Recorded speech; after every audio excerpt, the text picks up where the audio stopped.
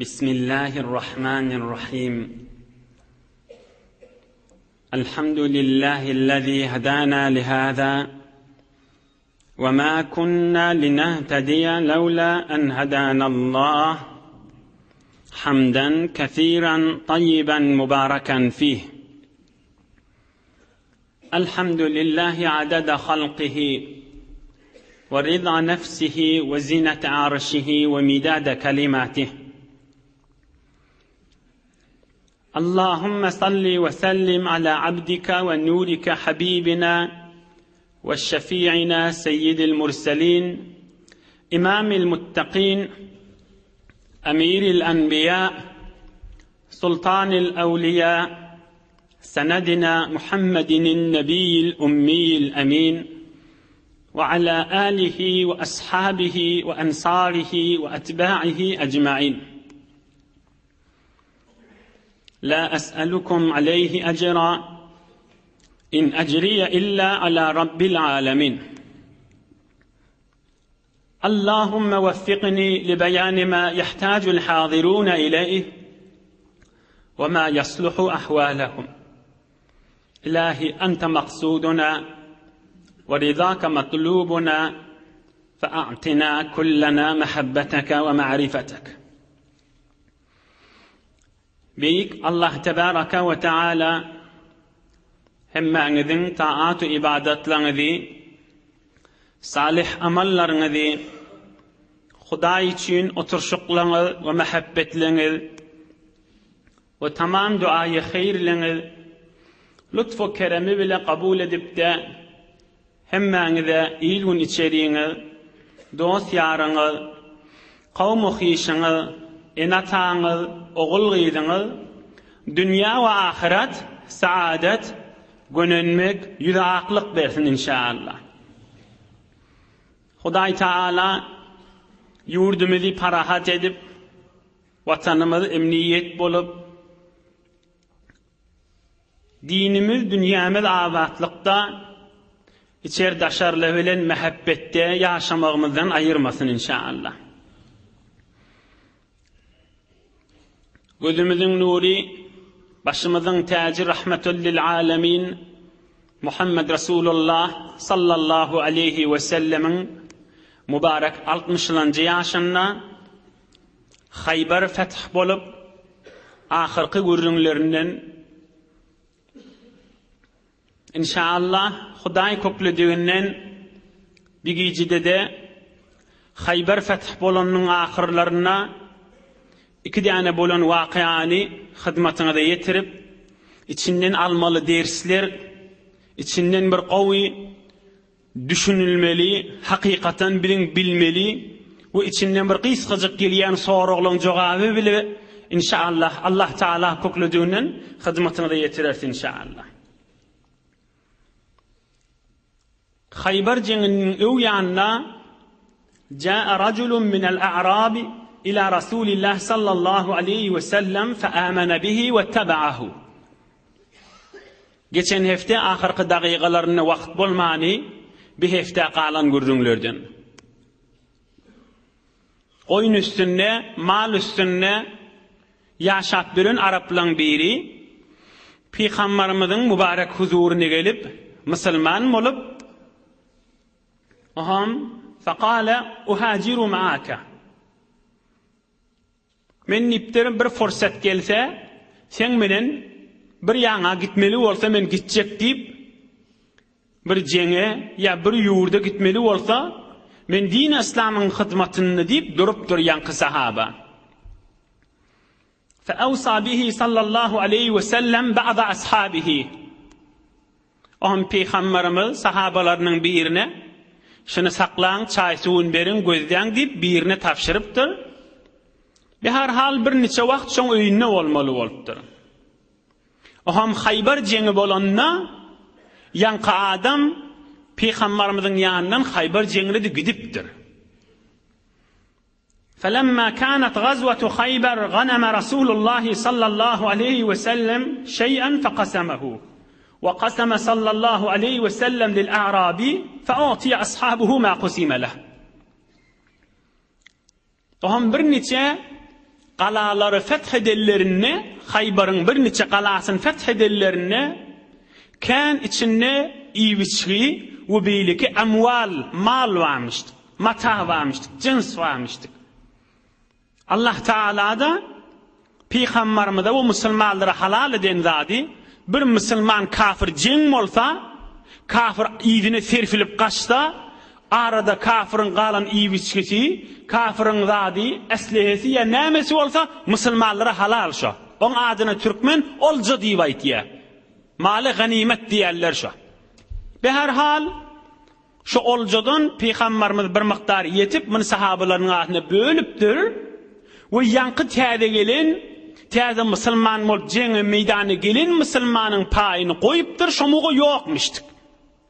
Böylenne, o arkanı saklamağa nigahvanıya gidiptir. Qaragullu olup, saklayançı olup, arkadamış. O kulağasan, hever içinde olukan gürlünler var, hususanla içinde ders katken. فَلَمَّا جَاءَ دَفَعَهُ إِلَيْهِ فَقَالَ مَا هَذَا Oham geliptir sonra, om yoldaşlara aydıptır, şu bir miktar mal, Peygamberimiz sana bölüp koydu şimdi. Bu ne deyiptir? Ondan Peygamberimiz sana çıkar koydu, şimdi bölüp koydu deyiptirler. Ondan ol aydıptır, şu zatçalar alıp, Peygamberimizin mübarek huzuruna varıp aydıptır, ya Resulallah, ma hada? Bu miktar mal ne deyiptir? Ondan Peygamberimiz de aydıptır, bir olcadan mal, halalcak mal, men sana şunu bölüp koydum deyiptir. Ondan o sahaba aydıptır, ma ala hada ittaba'tuka. Walakin ittaba'tuka ala an urma hahuna. Ve aşara biyedihi ila halqihi. Ya Resulallah, men kuvalta men kidir deyiptir. Yöne, men uzun qaydışım, kafirler basıp, kafirlerin mallarını iyi olursak, onun çürüyme qaydamak men deyiptir. Mettaba'tuka ala hada. Kan mal yetişer, kan olca yetişer, kan puldar olur nip, onun çiğnesini iyiliğine düşük gelemek. Walakin ittaba'tuka ala an urma hahuna. Men iyiliğine düşük qaydanımın niyetim şey, men ştamdım bir ok digmizim qam men deyiptir.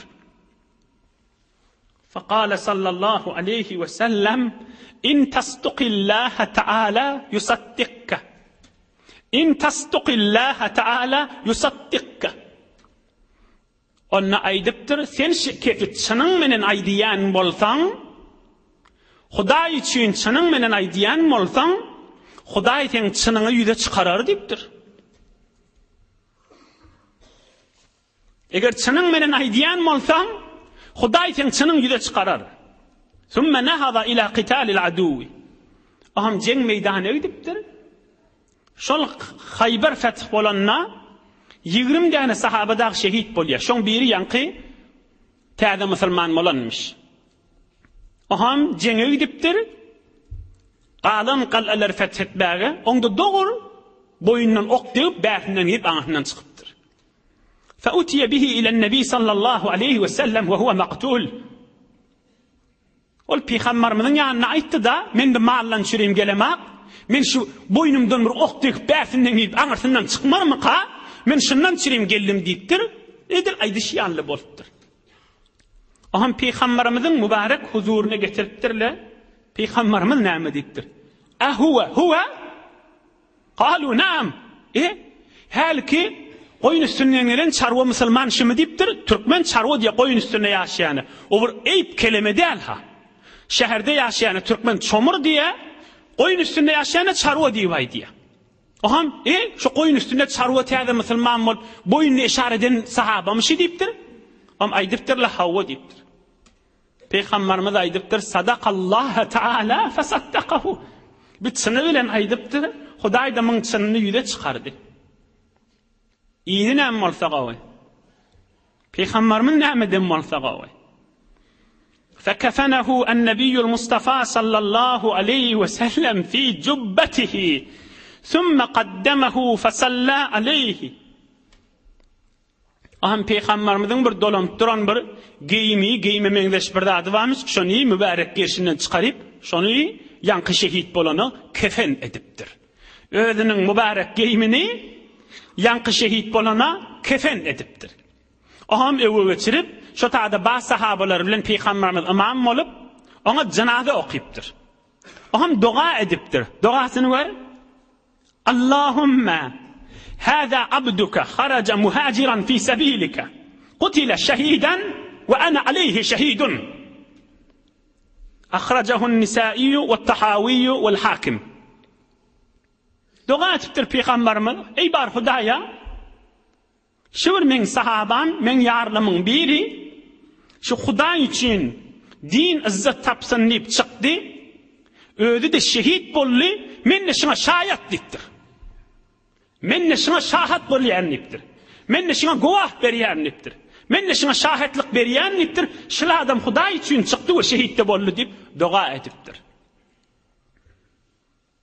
Yani men bokurduğumdan, boynumdan ok girip şundan çıksın deyip, yani şu yurtlarda iman yayrasın, Kur'an yayrasın, din yürüysün, mescitler döresün, ve ta kıyamata çili İslam dini yürüysün, Müslümançılık yürüysün, ve şu mahalle çili de İslam yürüyü şu tada Kur'an okuliye, mescitler var, adanlar çekiliye, şu cürek boyullarını ve carlarını feda eden büyük insanların kanlar dökülmek bilen molttur. Aham inni biz özümüz bir qissacık alaylı dersimizi, aham yankılı adamla necir cüret edip basımlıkta carlarını beriyerle şu sorun cevabına deyin Huda için. Evvelen ey imanlı doğalla. Şıl adam Müslüman bolanına vakt geçmendir. Bolsa bir 3 ay olttur ya bolmandır. Aham Peygamberimizin mübarek huzuruna aydoti, men canım çıkmadan çüreyim geldim men sen menen diyoti. Ey şıl adamlar, Hudayın dininden çüreyim, İslam dininden çüreyim, Muhammed Peygamber'in hak getiren dininden çüreyim aleyhissalatu vesselam. Kur'an için, hemmesinin anırtı Allah için, ey canlarını feda etiptirler. Ey canlarını veriptirler. Ey damak qallarını döküptirler. Bunun zindagisi yokmuştuk mi? Oğlunun şoğu yokmuştuk mi? Ya na'udhu billah bunlara ahmak diyecek mi? Ola zindaginin lezzetini bilmeye diyecek mi? Ya ola adamla değerli diyecek mi? Nema attakmalı şey guzorgvarları ki Resulullah can ödünün giyimini çıkarıp şunu dolap kefellep dua ediyorti. Nema diyecek şu adamlara? Hobboliye inni ikimiz canımı da berip bilmeyiz. Ey can nosla vaktimiz giyin vaktimiz giyin vaktimiz 24 saatın içinde birce saatini dinin izzetinden çüreyim, din ravaş tapmadan çüreyim, insanların kalplerine iman yürüyümeden çüreyim, Kur'an-ı Kerim izzet tapmadan çüreyim, Kur'an-ı Kerim öğretken küfülmeden çüreyim. 24 saatın içinden bir saat koyup bilyas mi? Koyayliğin vaktimizi. Koyayliğin vaktimizi. Özüm oturuşağımız var. Günne bir oturuyandır. Ya hele yoğlanışağımız bilen, ya enatamız bilen, ya ayal erkek doğullamız bilen, ya dostlamız bilen. Günne bir oturuyandır. Heften içinde bir cevunun Huda içinde koyda oturuşta. Ne kadar aklınma, ne kadar derinliğinme, ne kadar öz derinliğimizden razı, ne kadar öz tecrübelimizin var, ne kadar bizim savadımız var, ki himmemizde bazı savad bolup duruz, şu özümüzün fehmimizi bilen, şuurumuzu bilen, derinliğimizi bilen, savadımızı bilen, dinimize bir hiftide bir saatlik vakt koymalı değil mi? Hizmettan çüreyim dinimize. O canımızı verip, bundan ok girip, bundan çıksına deyip başarmayız biz. O cüre cüretimiz de yok, o cüre kudreti imanimiz de yok, o cüre kudreti ruhanimiz de yok. Ondan hekâl etip de yatıyız. Vaktimiz var koyayım, ağdaçık. Ağdaçık vaktimiz, ağdaçık derinliğimiz. Şiice şuurumdan biz çıkmalılar hakikaten biz duracak bolsak, hakikaten Resulullah'ın yaşayışına gidip ders alıp geçecek bolsak, hi olman bir iyice şu adamın gurruna koymalı, şu buzurgvarın, şu şiir mert insanın gurrunun üstünde durmalı biz. Hele yolun şoğunu oturuşiyat, neçe vakt koyuyaz? Mahvaralığın başında, ya biderek vakt koşuyu olup da, Vakt koşi adını var. Vakt koşi yani vakt yani bir biderek zat şonu öldürmeli, dargatmalı. Şondan çürüm vaktlar geçiyor, oturuşuklar geçiyor. Ya bir neçe necelik gül yanık. Yine ösüp bayan oğlan 16 yaşında, 17 yaşında, 18 yaşında. Necelik Kur'an-ı Kerim kalbine sindirmeli oğlan. Görsün bir hafa yerlerde, bir kalyan ya şonu mengdeş bir otoklarda vaktlarını geçirip, öldürünün necelik istidatlarını köretip ömürlerini geçirip var ya. Sen düşündürmeli aşağı. Sen barmalı, daha iyi demeli, yegen demeli, tanışındır, çıkanındır, banlıyındır, can doğuncun, köretme öldün demeli. Bir insanları özlem. O erti, bir gün, men 20 yaşayın, bütün insanların, bütün akıllı adamların bir aydan gurrunu var. Neyme deyiptirler? Men zayya yevmehu, zayya agadehu. Men zayya yevmehu, zayya agadehu. Bütün akıllı insanların aydan kefşi. Şunu zaylayan adam ertiğini zaylar. Şunu zaylayan adam ertiğini zaylar. Yo men ertiği qovu olacak. Men 20 varamda qovu olacak. Men 30'a varamda qovu olacak. Şunu zaylattım. Şu ertiği zaylanıyor da şol adamın. Bu bir kanunu kulli bütün akıllı insanların aydan kefi. Men zayya yevmehu zayya agadehu. Şunu zaylayan adam mı? Men ertiği qovu olacak diye. Ertiğini zaylayan da şu. Şun başla şunu. Dosti, ballıdi, ayalli, adamsını, enatan doğanını ve adamlar necire hizmet etiptirler. Yönü bir hakikat görürüm Türkmen ilin içine zaten jenetiki Türkmenin bir vücuduna bir zat ba Allah Teala aşık olmak. Son Türkmenin bir sadigi ba, bir ahlas ba, bir kara bağrılık ba. Kan gelillerde, kan gıyırlarda, kan cavan oğlanlarda Türkmenin içinde evliya ol oturmağa istedadı adam kan. Hatta men kefim sonram eşsele şol başka yerlerde okuyup verin ne olsa ya hafa yerlerde gelip verin ne olsa ya bir yaman yoldaşları oldu şimin gurrunum eşte öz qov düşünýändir. Yüreğinin eteğinden narahat bolup gelip yüreğinin eteğinden en atasının ihlas yadına düşüp yüreğinin eteğinden atalabası bir evliya adam bolup geçildiğini bilýän kan gelilleri var, kan gıyırları var, kan cavan erkek adamları var. Yönü heyf hem karının govununu verecek bolup, hem danışgayisinin govununu verecek bolup, hem otağının de govununu verecek bolup, ya bir nefere hava verecek bolup, özünün nur yali istedadını köretip geçirip var yali kulle. Yoksa öyle de bilyaha şol gelin, şol qiyid oğlan, şol cavan oğlan istedadı ba, ve karanqıda ve halvatta Allah Teala aşık bolup, ey Rabbim Allah diymege amadegisi ba, yöne arad gününü yalandan geçirip bada. Şimen kefim eşte öz bilýändir şu çizrek istedadı ba adamlar. Ki yalandan Hudaydan daşlıkta ya danışgalarına ya bazarlarına ya öylerine ya oturşuklarda köret geçip var ya istedadını. Vaktlarını mahv geçirip var ya. Beter boş geçirip var ya. Geley talep gözün ibrat bilen aç. Mehabbetsiz kişiden kuş olup kaç. Bir bennan üstüne bir 5 dakika duruyli ey Resulullah aydıptır. Men şundan geçsin ok tir mandan çıksın deyiptir. Ok şundan girsin şundan çıksın. Ay bolya Hayber'de canını verttir. Tamam mıdır? Allahu ekber. Bolli. Bolmadı ahim be. Bir insanlar canını feda etiptirler. Sofallah yarişan qavaydiya sana mana hoş öydeki gelin gıyırlara. Geley talep gözün ibrat bilen aç, mehabbetsiz kişiden kuş olup kaç.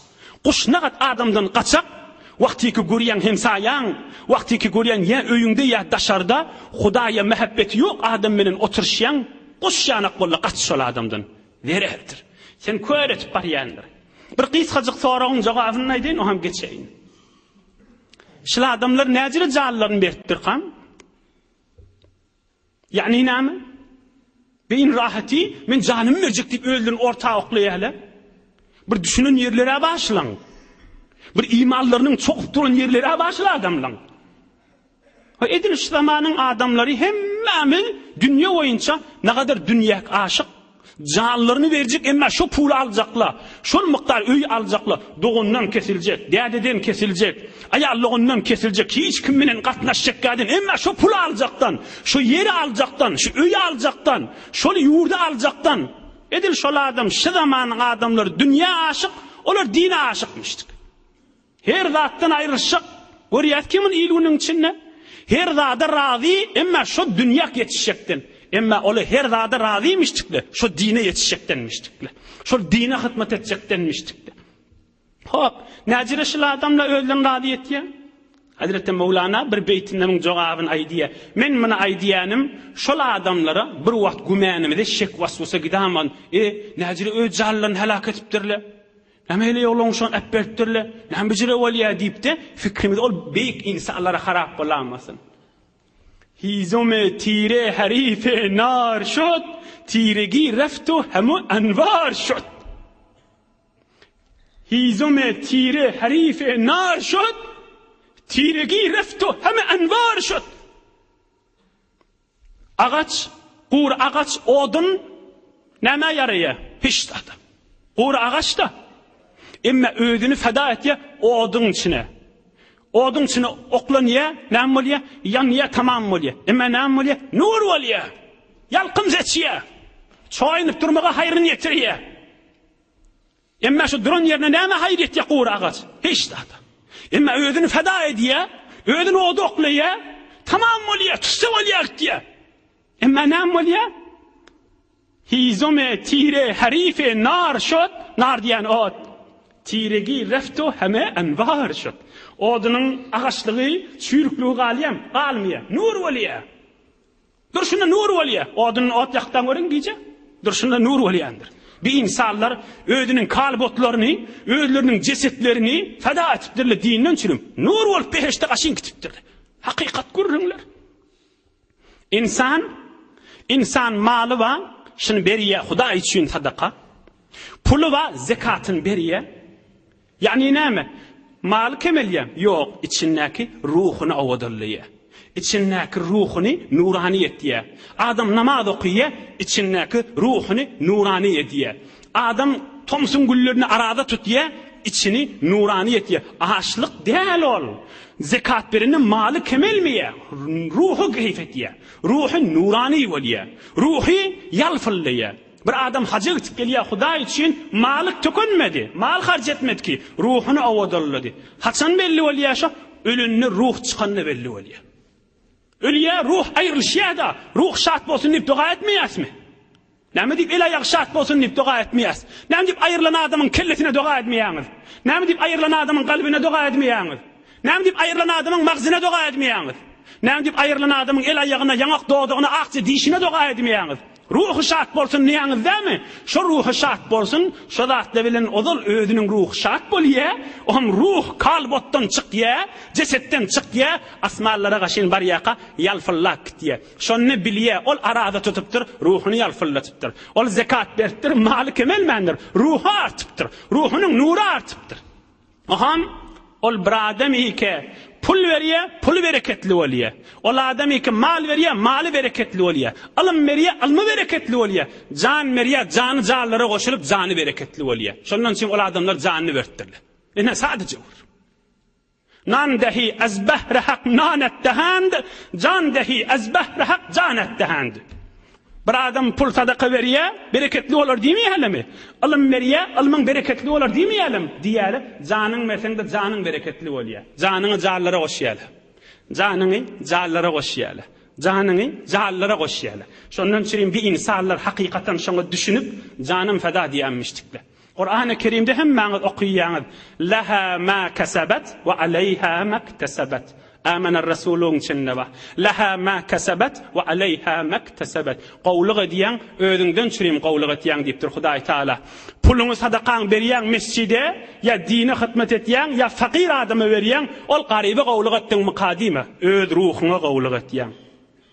Öz ruhuňa qowlugy etýän. Hudaý aýtypdyr şun Qur'an-ı Kerimde. Laha ma kasabat ve alayha maktasabat. Qowlugy etýän özüňe qowlugy etýän. Günah işetýär, bir adam haram işetýär, zekat bermeýär hamana, malı köfelli mukadiye, ruhun garanqılat diye. Arada tutmaya, men bedenime zarar verecek diye, men öylerlerine çay su içecek diye, ruhunu garanqılat diye. Hudaýyň huzuruna namaz okuyma, ruhunu garanqılat diye. Haram işleri var ya, ruhunu garanqılat diye. Ondan için Allah Teala diye, laha ma kasabat ve aleyha maktasabat. Ey insan, qowluk etýän, özüňe qowluk etýän. Ey insan, telekelik etýän, özüňe telekelik etýän diýerler. İnha tamam etdim men şu vardı bu görürüňi. Bir beýik insan janyny beripdir, özüne hayretipdir. Ruhi canlara goşulypdyr, cennete goşulypdyr. Allah'ın rahmetine giyipdir. Resulullah'ın kefenine giyipdir. Resulullah'ın duasyna giyipdir. Hak, iman, hakıl görürüňlere hyzmatyna ýetirildi, gadryny bilseň utarsyň. Emma Resulullah janyň görürüňiniň ýyzyna gelýin. Bismillah. وبعد مقاسات الشدائد فتحت خيبر. كان zähmetler çekip bolip 20 sahaba şehit bolup Hayber'in bütün qal'elere musulmanlaryň eline gelýär. وسقطت سائر حصون خيبر بيد المسلمين. Tamam qal'ala feth bolýar musulmanlaryň eline düşýär. Emma Hayber feth bolandan soňra dünýä boýunça kafir musulmanyň taryhyny sept bolan bir ulaqan bir biýawrylyk gurrun bolupdyr Yahudilerden şerim. وَلَمَّا فُتِحَتْ خَيْبَرْ وَاطْمَأَنَّ النَّاسُ جَعَلَتْ امْرَأَةٌ يَهُودِيَّةٌ سَمًّا لَا يَلْبَثُ أَنْ يَقْتُلَ مِنْ سَاعَتِهِ. Bir Yahudi heleyin zenana, bir Yahudi zenana Peygamberimiz häzir Hayber'da feth bol tamam bolanna bir goýunyň bir dowaryň gerşine goluna Peygamberimiz gol gowy berýärmişdik malla. Goluna semradyn guýup bir semike içine girdi öldürýän semlerden. Beter şedid semlerdenmişdik. Guýup o ham hulasa akşam namazyň döwregine çelimin teýýarla bişirip amade etip goýupdyr. Beyliki Yahudlarda şondan haber varmıştı. Keşi Muhammed'i öldürüldüptür. فَلَمَّا غَابَتِ الشَّمْسُ وَصَلَّى رَسُولُ اللّٰهِ صَلَّى اللّٰهُ عَلَيْهِ وَسَلَّمْ الْمَغْرِبَ بِالنَّاسِ اِنْصَرَفَ. Sahabalar bilen akşam namazı okuyup bolandan sonra öwürlüpdir. Görse bir zenana oti Yahudi zenanalardan. Ondan näme otiň pitadı dipdir. Peygamberimiz soratdyr. Ya Ebel Qasim hediyetun ehdeytuha lek. Sana bir sowgat getirdim, bir zahmet çekip nahar pişirdim dipdir. Hediye dipdir sana, iyisen gowy boljak dipdir. Peygamberimiz bolýaýdy, goýa ýersipdir. Peygamberimiz hediye verilse alýarmışdy. Faqala Rasulullah sallallahu aleyhi ve sellem udnu. Şo ýaqynna şo taýda bas sahabeler gelin daşyny alyň ýeýliň dipdir. وتناول رسول الله صلى الله عليه وسلم الذراع. Aham evine koyulan kolun etinden Peygamberimiz mübarek elini uzatıp mübarek ağzına salıptır. Aham ağzına bir lokmanı salıptır. Bişir diyen yanına bir sahabe de varmıştık. Peygamberimiz ağzına mübarek lokman alandan sonra ol bişir diyen sahabe de ağzına bir lokma oklattır. Aham bişir diyen sahabe yumşak yerindenmiştik, ol derru iyiptir. فقال رسول الله صلى الله عليه وسلم ارفعوا أيديكم فإن هذه الذراع تخبرني أنها مسمومة. Ey sahabalarım diptir. Koy elini yerde koyun diptir. Kol men semmidi ve diye Huday tarafından haber veriyor diptir. Resulullah can ağzındakini çıkarttır. Semmi diptir. Emma bir miktar zerrati Resulullah canın mübarek içine de gidiptir de. Aham bişir diyen sahaba aydiptir. Vellezî ekremeke fekad vecedtu zâlike fî ekleti femâ mena'ani en alfadaha illa en unanqisa aleyke ta'ameke. Ya Resulullah men iydim diptir. Ağzımda qaçaynap tuqan billim diptir bir zehir bir zat bağdığını, tagamsızlığını yöne çıkarsam fakat men ağzımda bir hafalık bağımı qadiydim. O çıkarsam sen yüreğini bulaştırıp, sen naharına eziyet boların, mızahım boların mı kadip, şu niyet bilen çıkarmadım ağzımdan niptir. Edebim saklayın niptir. Sonra da o Bişir şoň üstübelenine şehit bolýa ölýär şoň üstübelen. Semin üstübelen. فقال رسول الله صلى الله عليه وسلم اجمعوا لي من كان ها هنا من اليهود. Tamam Yahudiler üýşüriň ştadyky ba Yahudiler dipdir. Hemmesini üýşürtdirler. Aham Peygamberimiz aýdypdyr sallallahu aleyhi ve sellem inni sa'ilukum an şey'in fehel entum sadiqiyya anhu. Men bir neçe zat sizden sorajak, siz dogrusyny aýdarsyňyzmy dipdir. Hawa aýdars dipdirler Yahudiler. Onda bir zat sorapdyr ata-babalarynyň Yahudiler Allah'tırlar. Ne Allah'yňyz dipdir. Sizin ata-babaňyz falany ki bilýäňiz ki dipdir. Aham Peygamberimiz aýtdyr, men bir zat sorasam dogrusyny aýdarsyňyzmy? Onda aýdars dipdirler. Onda şi dowara şi goýunyň etine sen goýduňyzmy dipdir. Olar aýdypdyrlar, "Naam, sen goýuldyşyňy" dipdir. On Peygamberimiz aýdypdyr, "Näme dip şeýtdiňiz?" dipdir. Olar hokka edip, hile edip, Peygamberimizi öldürjek bolmak niýetlerine barmışdyk. Aýdypdyrlar, "Aradna in kunta kadiban nastarih mink we in kunta nabiyyan lam yadurruka." Aýsenam tahanetjek bolduk dipdir. Peygamber bolsaşyn iýmer, Peygamber diýdi ozy ölür dinerseşiň eline nip şondan şem sen goýduk dipdirler. Beýle bir bihaya, beýle bir bihavre millet. Hemmesi de bilýäşin hak Muhammed, hak Peygamberdir aleyhissalatu vesselam. Aham Peygamberimiz şu nahar bişiren denana hal getirdi, şon getirip men ýanyma dipdir. Aham getiripdirler. Aham Peygamberimiz aýdypdyr, "Asmamta hadihi şata" sen sem zehar goýdyňmy şoňa dipdir. Onna hawa dipdir. Kim aýtdy saňa dipdir. Onna şi goluň özü maňa habar beripdi, şi zeherli semli diýip aýdýar dipdir. Onna näme dip goýdyň dipdir ýankydan anaga. Qalat aradtu qatlaka. Seni öldürjek bolup goýdum dipdir. Qalat aradtu qatlaka. Seni öldürjek bolup goýdum dipdir. Peygamberimiz aýdypdyr, "Ma kana Allahu Taala li yusallitaki alayya." Sen heleyi Allah Teala münsime musellet etmerdi ve etmedi dem.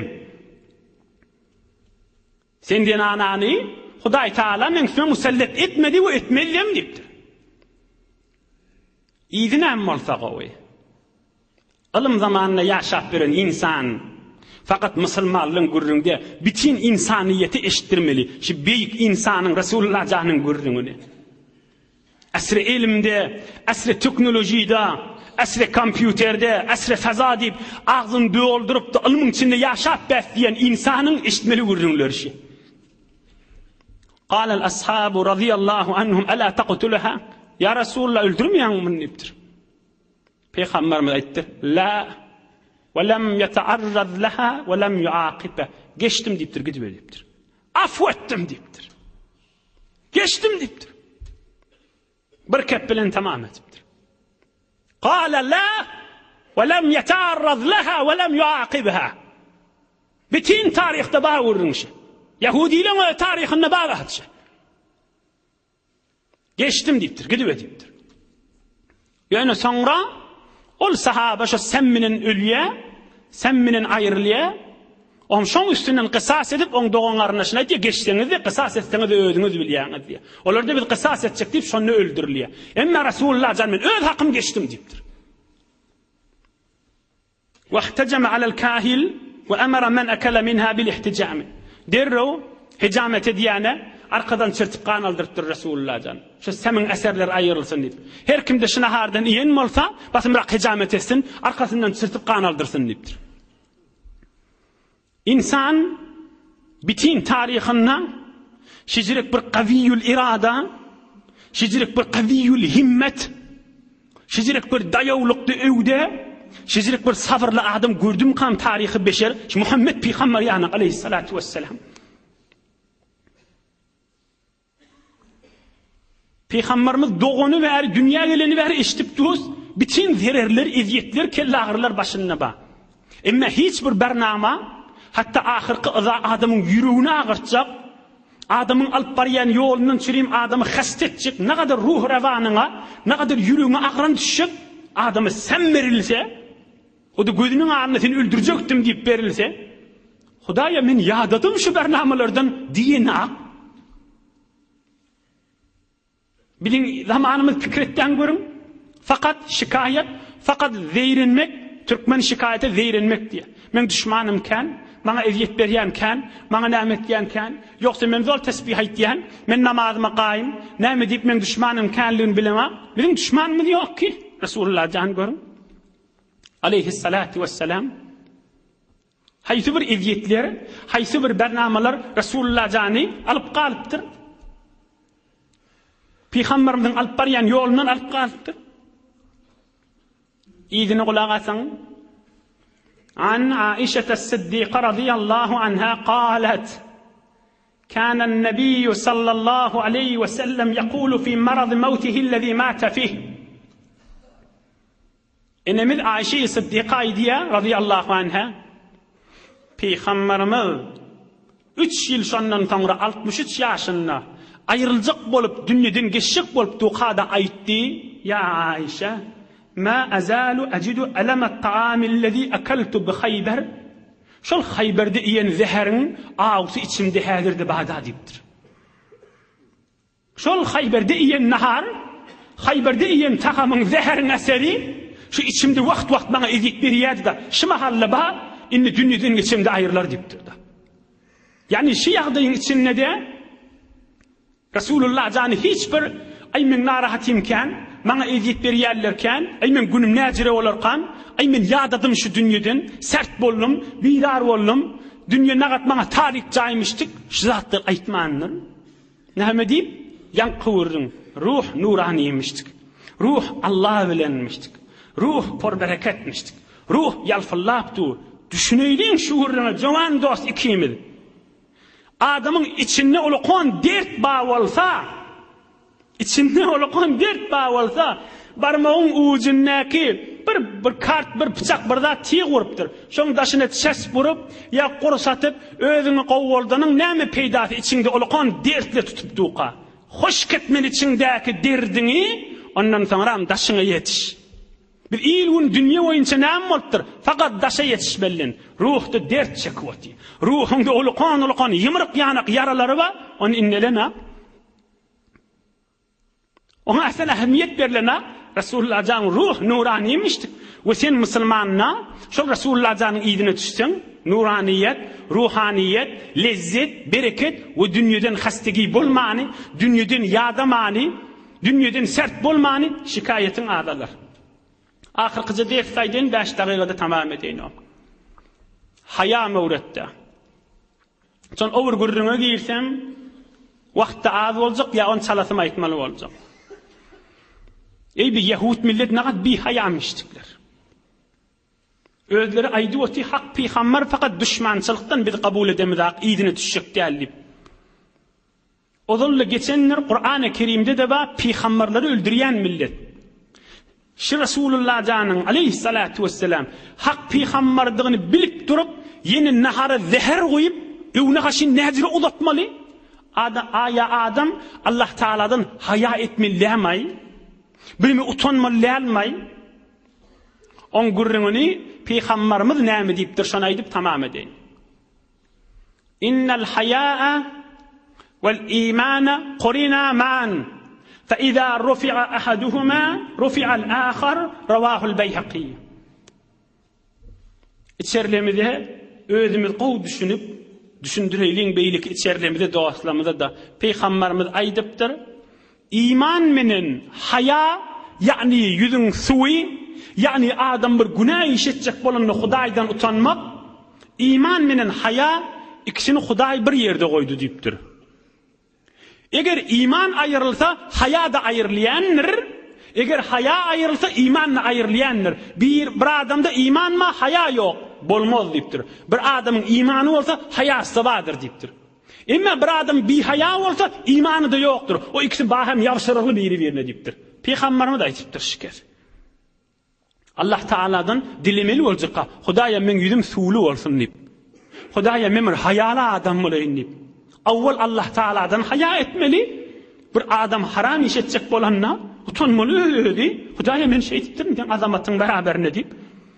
Ondan sonra adamlardan utanmalı. Bir adama zulmetjek bolup, bir adama eziyet berjek bolup, ya her bir ýagdaýlary bolsun. Peygamberimiz ýan hayany o darrak tasvire çekip aydıptır. Mübarek Resulullah'ın sözünü okuyup tamam edeyim. İnna Allah Teala iza arada en yuhlike abden naza'a minhu'l haya. Ey bu gurrun uluqan gurrun digini. Resulullah aydıptır. Bir adamın dargalığın bilecek bolsanız diptir. Yani bir adamı Allah Teala'nın qaharının sinelligini bilecek bolsanız, şol adamın yüzünün suyu yoktur, bir hayadır şol diptir. İydi. فَاِذَا نُزِعَ الْحَيَاءُ لَمْ تَلْقَهُ اِلَّا مَقِيتًا مُمَقَّةً. Bir haya adam bilecek bolsanız diptir. Adamlar şonu içinden yokuşur yenir, yigrincidir adamlara diptir. Şu ilerana, şu erka adam hut Müslümanlığın yüreğine yigrincidir diptir. Adamla hut şon geliyor o dip savurlar diptir. İyi. Bir adam hayatı yok bolsa yigrinci olur. İyi. فَاِذَا لَمْ تَلْقَهُ اِلَّا مَقِيتًا مُمَقَّةً نُزِعَتْ مِنْهُ الْاَمَانَةِ. Ohum şol adam yuvaş hıyanet eder. Yüzünün suyu yok, halkta yigrinci görüyor. Bir zat anamsan derew dargadar. Namsyň da ananıp bolmar, malyň da ananıp bolmar, öýüň da ananıp bolmar, maşin motoryň da ananıp bolmar. Heýure haýyn adam bolar diýipdir. Haýaty ýok adam. Ýygy. فَاِذَا نُزِعَتِ الْاَمَانَةُ لَمْ تَلْقَهُ إِلَّا خَائِنًا مُخَوَّنًا. Ohum bir adam anamly bolmasa hemme kişi şonu haindir diýip ananıp bolmaz ha. Kulak kesýändir diýip hemme kişi şojura tanýar diýipdir. Ýygy. Nuzi'at minhu'r rahme. Ohum ol adamdan yüreğinin bu kulli rahmu, mehabbetu, yüreği awimu o zatlar bilmez ol adam diýipdir. O tarap ogluň şo aglaşyp batýar, o tarap derde ulaşyp batýar, o tarap ulukon müşkili düşdi. O zatla on wüjudy ne bolmaz ol adamyň diýipdir. Ýygy. فَاِذَا نُزِعَتِ الرَّحْمَةِ لَمْ تَلْقَهُ إِلَّا رَجِيمًا مُلَعَنًا. Ohum ol adamı hemmekş lanet aýdýanlar diýipdir. Dargamış, betbaht bolmuş, Hudaý cehenneme salmış, onu hemmekş beddua edýänler diýipdir. Ol muqaddemeden fikretha. Haýasy ýok adam amanaty bolmaz, amanaty ýok rahmaty bolmaz, rahmaty ýok hemmekş beddua eder. Ýygy nuziat minhu rabaqatul islam. O ýagdaýa barandan soňra boynundan Hudaý imanny aýryp kafir dünýeden geçer diýipdir. Resulullah'ın aydan sözü. Ravahu İbn Majah senedim ma Resulullah'ın aydanlığına. Hudaýdan dilemeli boljak, Hudaýa yüzüm suwly bolsun. Hudaýa men hayam bolsun. Hudaýa haram iş etmäge men utanayn. Men hem adamlaryň ýanynda hayaly bolayn, hem Allah Taala sen huzurunda hayaly bolayn diýip. Allah Taala haya, iman, Allah Taala özüniň mehabbetinden ayırmasın inşallah. Hudaý Taala dostlarynyň da mehabbetinden ayırmasın. Parahatçılık, emniyetçilik, iman abri, mescid medreselerimiz yürüyüp dursun inşallah. Bir alham, 3 kul huvallah, Suriye Felaq-u Nas koşup okuyelim. İlunimizde, marizlara, musafiratda, hıtmatta, qurbatta, müşkilli doğalla, ilun vatanımıza dua ederdi. Okuyuverim.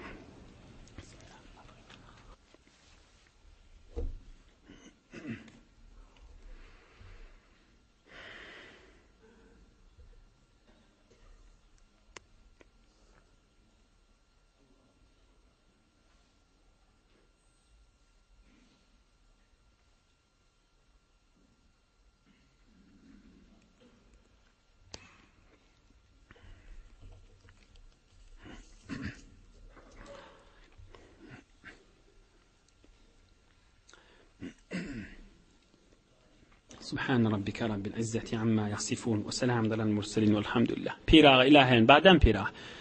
İlahi amin. İlahi amin. İlahi amin. Bir neçe hatımlar, tesbihler, salavatlar, zikirler badiptir. İlahi amin. Ummet-i İslami'nin ruhuna. İlahi amin.